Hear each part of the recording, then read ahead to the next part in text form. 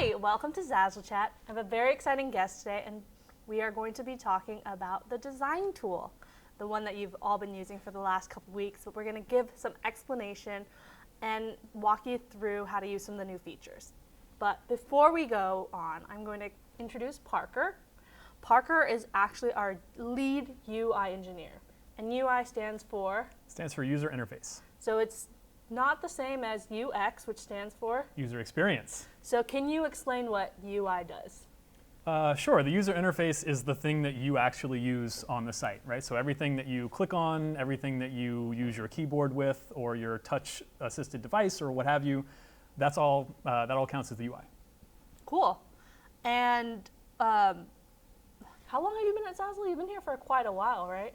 Yes, I think I've been here for just over 5 years at this point. So while you've been at Zazzle, you've helped with launching, I know you've worked on the new product page, you've worked on the old design tool, the new design tool, and anything pretty much front-facing. So that's pretty much it. So it's a lot of times you've heard from business people or marketing people, so it's a rare treat to hear from an engineer from, well, I was going to say he's out from behind his computer screen, but we do have our computers open. Still firmly behind the computer. So firmly, but at least you get a glimpse of him. So Parker, being at Zazzle for 5 years, what's your favorite Zazzle product? My favorite Zazzle product is, I guess, suite of product, wedding suites, but really in particular is invitations, because I got married over a year ago. I should probably know that a little bit better. But I got all of my wedding stuff on Zazzle, so super great paper quality. So I got invitations, I got envelopes, I got stamps or postage, I got temporary tattoos, and I got thank you cards. So everything. Well, that's exciting. Equally exciting is our new design tool. Of course. Zazzle's mission is to give people the power to make anything imaginable. And one of the tools we provide is a design tool. We want to provide a free design tool for everyone to use because we believe everyone should have the opportunity to express themselves and kind of harness that in their creativity. That being said, our old design tool, we're going to call it 3.0, and our new design tool is 4.0. And 3.0 because we've had versions before that, and this is really a stepping stone for us to continually to improve. When Zazzle 3.0 was launched, we received a lot of feedback and comments on the forums, and not only the forum moderators read it, we had our product managers read it, we even had our engineers read it. Absolutely. We took that information and we really captured it, and we've taken a lot of those learnings and put that into 4.0. So when you guys provide feedback, just know you're an integral part of how we continually improve our products. So that being said, given that background, let's talk about some of the parameters for the new design tool. We had, in addition to the feedback and making it better, we also had some larger goals that we had in mind. One of them was content first. Can you explain what that means? Yeah, absolutely. So in the Design Tool 3.0, you kind of had a couple of add something buttons, right? You could add an image, you could add text, you could add a shape. And that works fine, but with the Design Tool 4.0, we really wanted to have this content concept be front and center. And by front and center, I guess I mean left. So when we get into the tool, you'll see we have an entire section of the page devoted to adding content.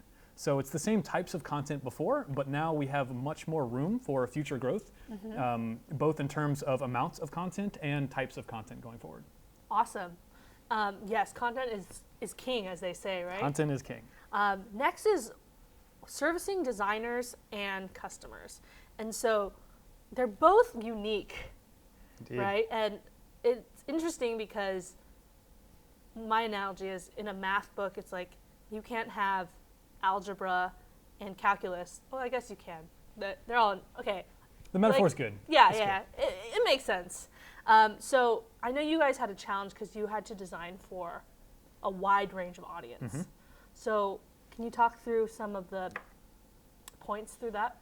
Yeah, absolutely. So when somebody comes to Zazzle, we have no way of knowing if this is their first time using an experience like we provide. So this could be the first time that somebody comes into a design tool like experience ever, right? So we have to design for that person and build for that person. But at the same time, we have to build for the people that are coming straight into our tools from a Photoshop or a Sketch or an Illustrator or one of those sort of professional design tools. And those are the extremes. We also have to service everybody in the middle too. Yeah. So within that range, there are definitely two focus points, right? One is the customers, and the other is the designers, right? So obviously both are very integral because without one, you don't really have the other. Yeah. But we definitely take good care to make sure that we're making a good experience for both of those segments because they sort of do rely on each other. Yeah, and I'm glad we're able to still cater to both. Mm-hmm.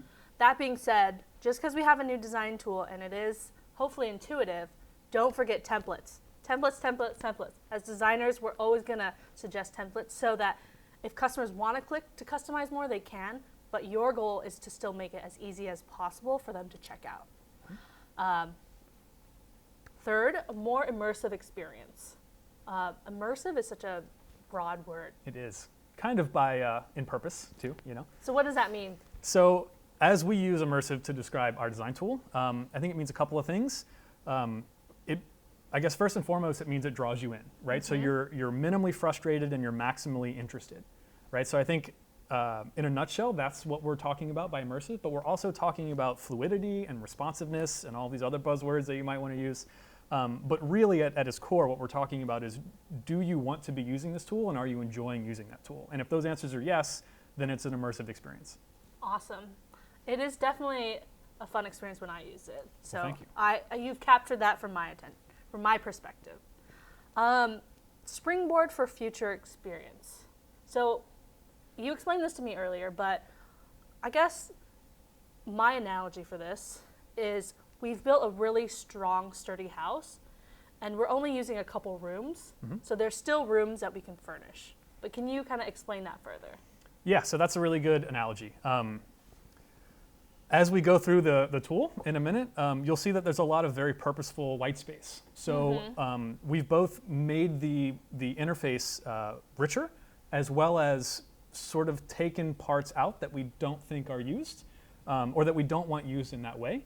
So now we have a lot of room for future growth, right? So as opposed to filling all of the space available with stuff, we've very purposefully chosen what we want to show and where we want to show it and why we want it there.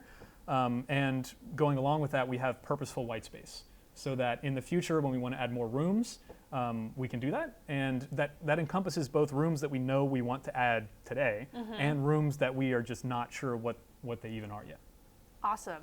And last but not least, we have to match existing design tools at work, as well as maintaining, if you were used to the old design tool, we had to make sure all those features still worked.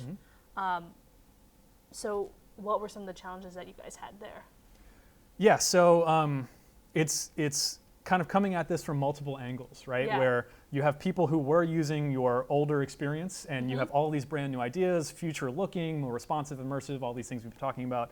So of course that transition of our core user base needs to be efficient, right? But at the same time, there are, like you said, a bunch of other tools available out there that a lot of people are using every day. So one of the things that we were going for with this Design Tool 4.0 is to try to service both of those domains, right? Because one of the things that you gain by leveraging existing knowledge of other tools is if you have enough commonality, then people don't have as hard of a time learning how to use your tool, but at the same time, you're not just copy pasting what others are doing, right? So you're still maintaining the core identity of Zazzle and photorealistic visualization on the products and all of the supporting infrastructure that Zazzle has. Totally makes sense. So enough high-level stuff. Let's get into the fun design tool. So we're going to switch over to Parker's computer, and you're going to walk us through some of the features and the layout, and actually show us some of the fun features. Sure. So we should start with adding an image. Yeah, so we're on an invitation page. Let's start with adding an image. So right away, it's a full screen experience. Woo woo. Lots of screen. Lots of screen. Takes over your whole screen. So immediately we're here in the image panel, right? So now without obscuring the canvas, you have all of your recent uploads ready for you right there. So let's choose a Doge. Shiba Inu, I think, is the technical term for this animal. So you see we've added an image, and we can also add text, like so. And actually, while we're here, this is a good moment to talk about the purposeful white space, right? So Yeah. it may seem a little silly to have a lone button here in the middle of an empty panel, but this is adding room for us to grow. So we have a lot of features planned to take over this real estate. But for now, let's just add some text. And there we have it. So let's talk about, so hold on, before we go too far, let's actually take a step back and just look at the panels. Sure. So maybe walk us through the left side, the top, and then the right side. Okay.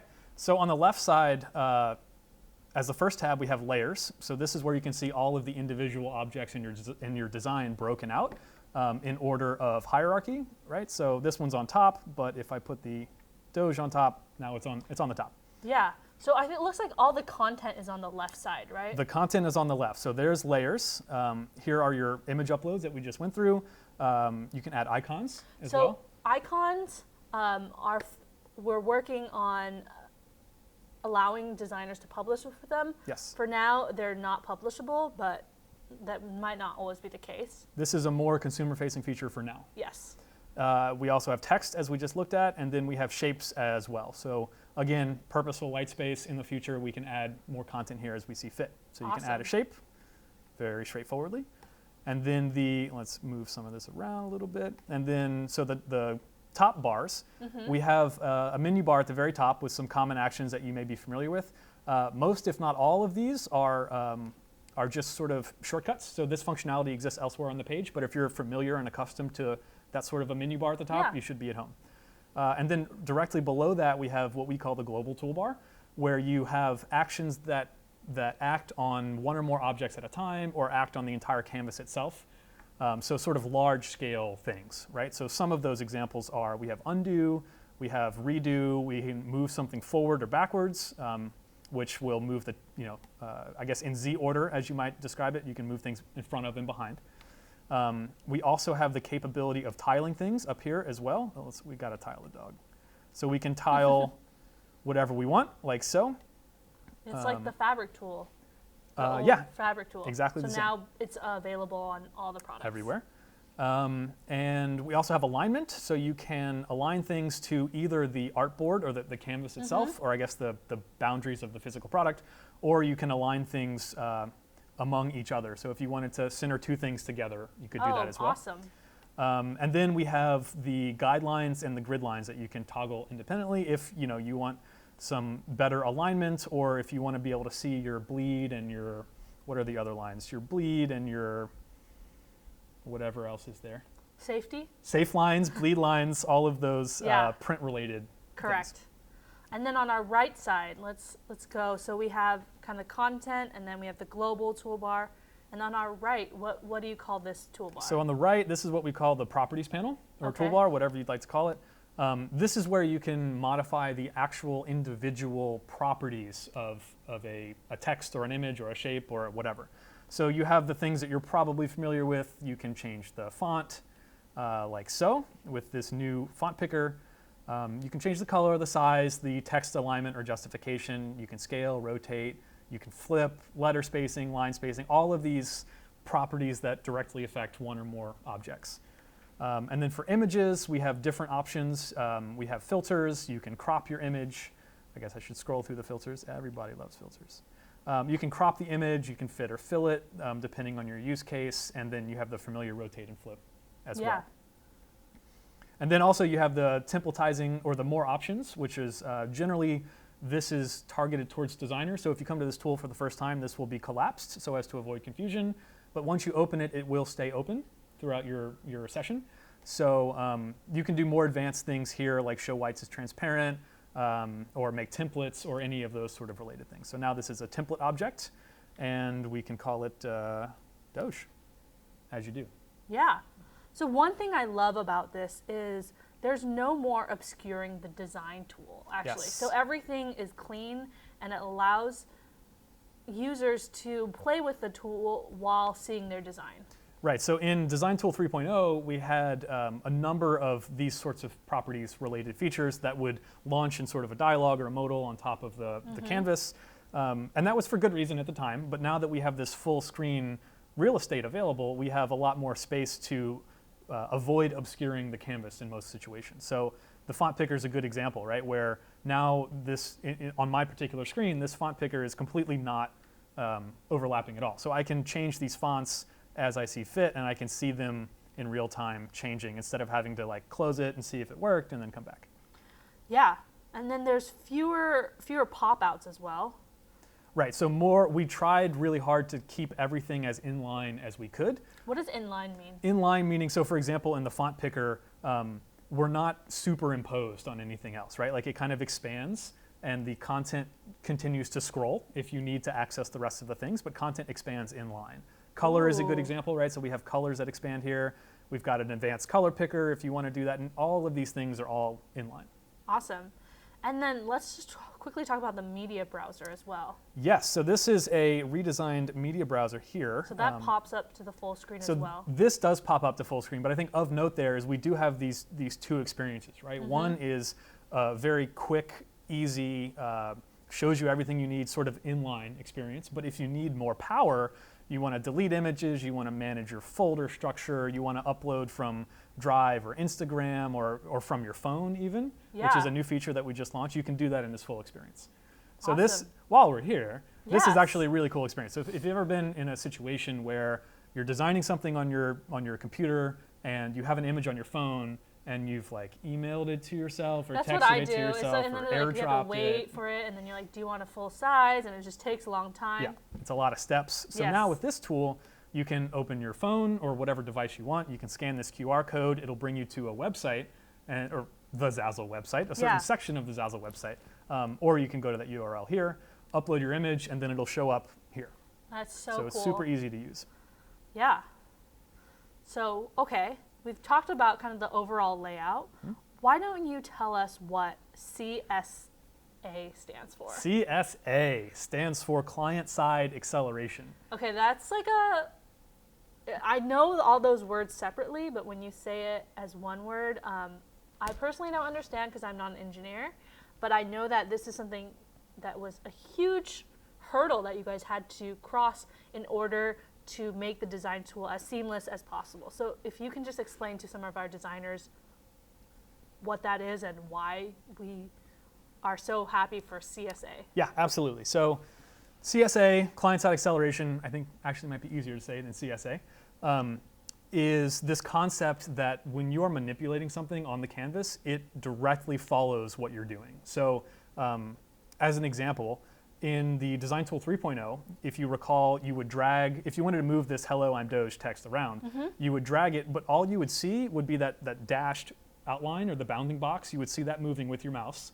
to give you some indication of what you were doing. And then you'd have to like let it go and then wait a second for it to show up. Right, so that worked. You can get a lot of stuff done. I mean, everything on Zazzle was built that way, right? Yeah. So it's totally a feasible model, but it's not the best. So what we've spent a lot of time doing is creating this thing called client-side acceleration. So now, as you can see, when I'm dragging stuff around, it's directly or immediately following my mouse. So it feels like you're actually grabbing the thing and moving it around instead of sort of waiting on a tool.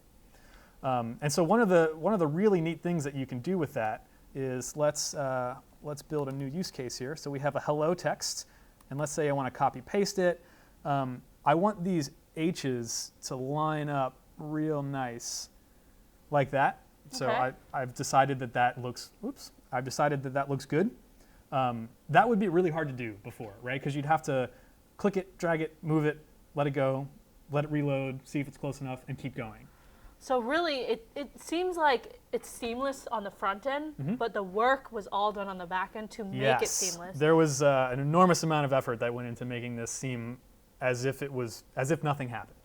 Yes. Right? So those are the things that I don't think our customers and sometimes our designers know, but not always, that the hard work that our engineers have to do on the back end for these things to happen. So it's really exciting that we have that, because it means it saves time on your end when you're designing, and it's overall a better experience, a more seamless experience. Yeah, and so as we've been alluding to a couple times, it also allows for a better and just different experience than you could have had before, right? So, I mean, rotating things around is fun. I mean, that's woo, that's cool. But really, without this technology, we would not be able to have this full screen interface, right? The canvas would not be able to be this large and still be usable.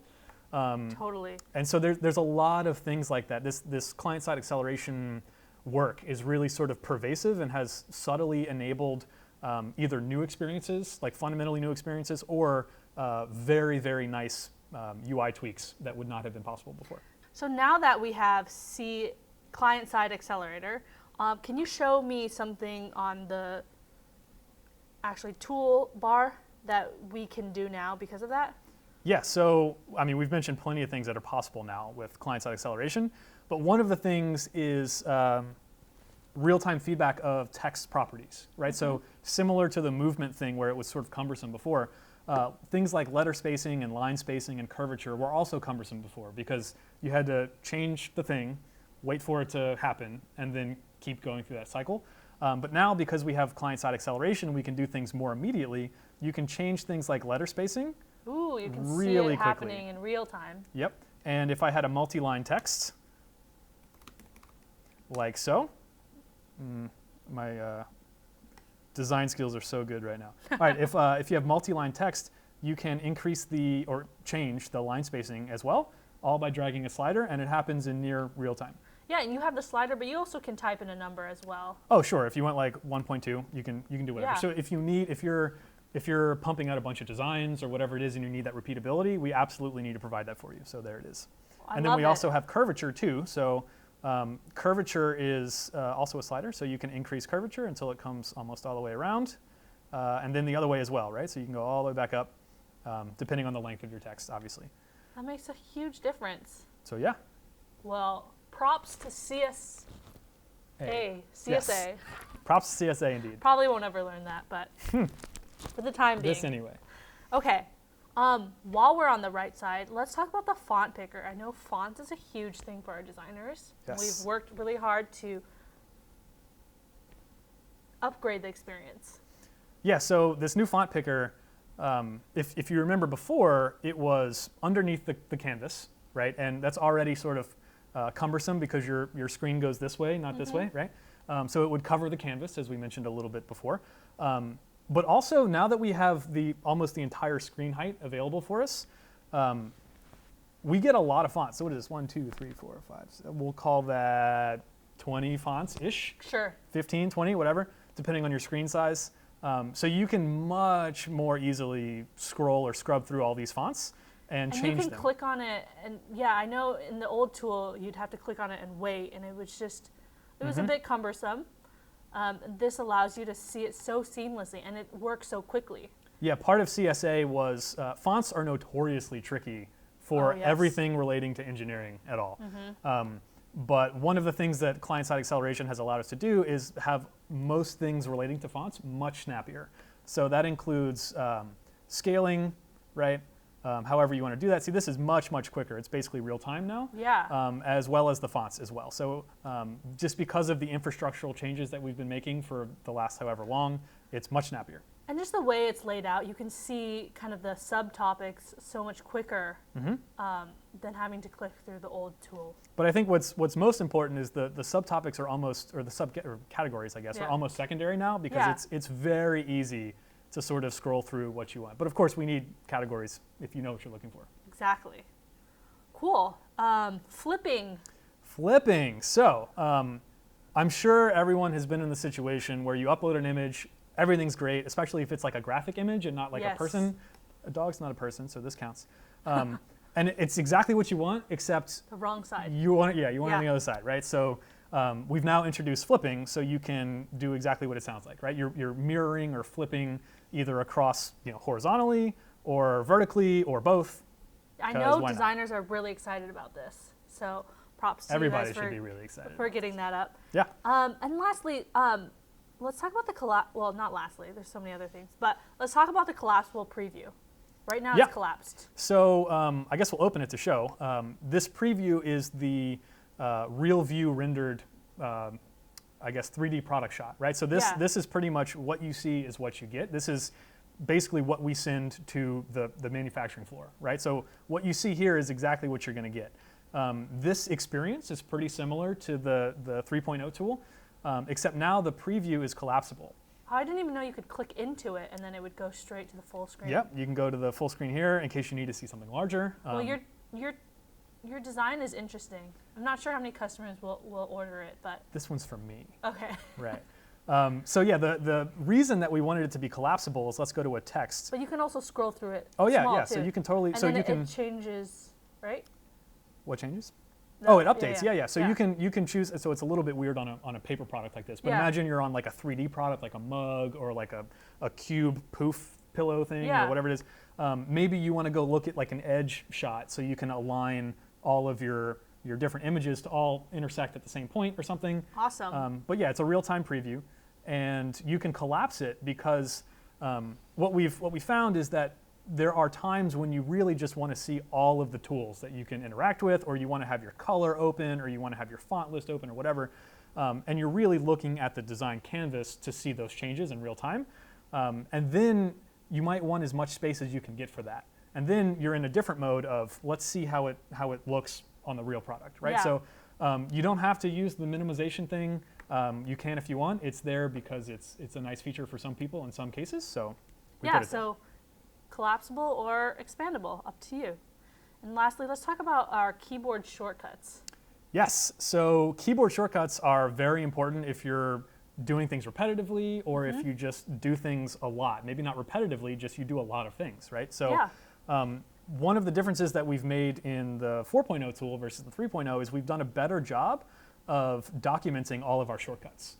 So we have much more listed here, which I guess coincides with also having more keyboard shortcuts. So we've both better documented and added more. So you can, this is a lot. I mean, there's a lot of shortcuts, so you don't have to remember them all, right? Just whatever you do very often, you can find one or two of those. But some quick ones are, for example, like scale bigger or undo, redo. You can move things to the top edge very, very quickly like that. You can add text with T. You can type what you want. You can hit Shift Enter and it's there. So everything is if you want to keep your hands on the keyboard as much as possible, that's totally doable. And of course, we have keyboard support. We have keyboard modifiers, so you can move things a whole bunch, or you can move things just a little bit.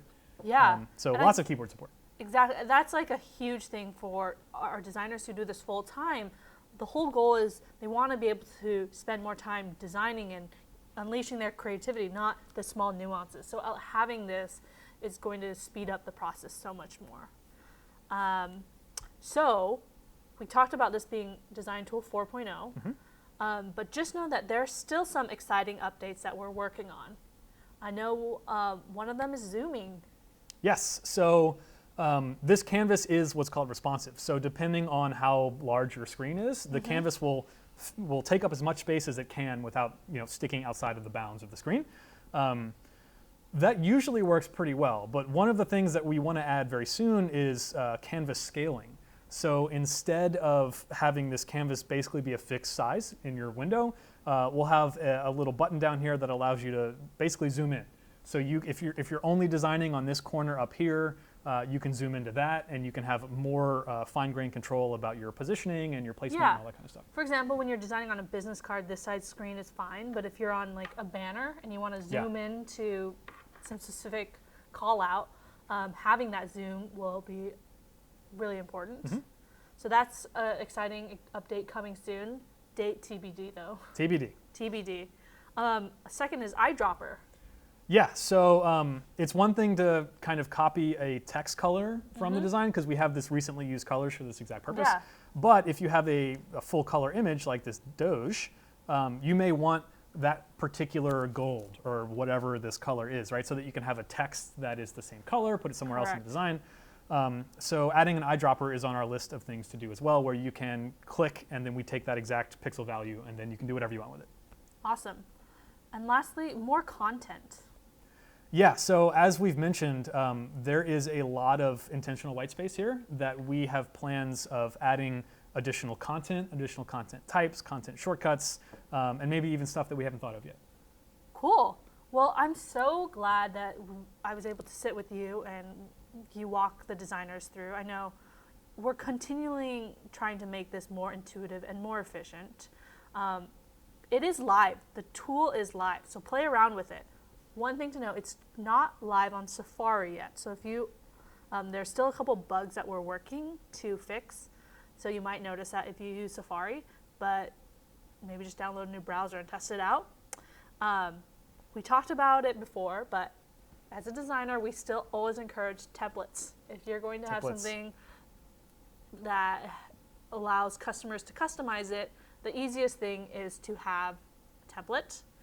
And then lastly, same as before, Parker, our product managers, marketing, everyone, we do go through and read forum posts. So if you come up with bugs or suggestions, please continue to post them on the forum so that we can take that feedback and make a better tool.